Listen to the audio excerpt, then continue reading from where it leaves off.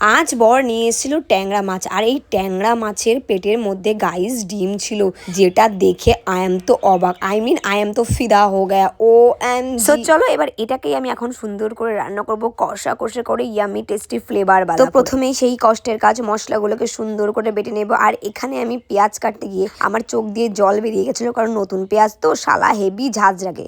মানে নতুন জিনিসের জিনিসগুলোই হয় এরকম, শুধু ঝাঁজ থাকে।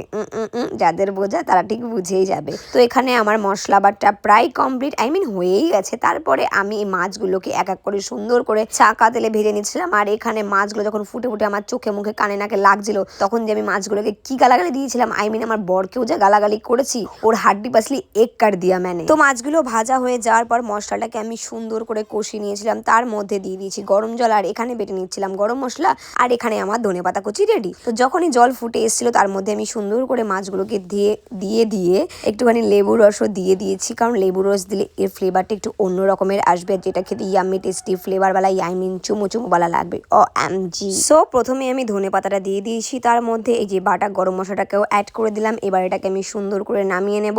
আর তোমরা দেখতেই পাচ্ছ কি সুন্দর দেখতে লাগছে। আমি একটু ঝোল ঝোল রেখেছিলাম, কারণ 3 বেলা খেতে হবে তো ওই জন্য। তো এখানে আমি নামিয়ে ফেলেছি। আর এটা দেখতে ঠিক যতটাই সুন্দর হয়েছিল, তার থেকে বেশি সুন্দর হয়েছিল খেতে, জাস্ট ওএমজি।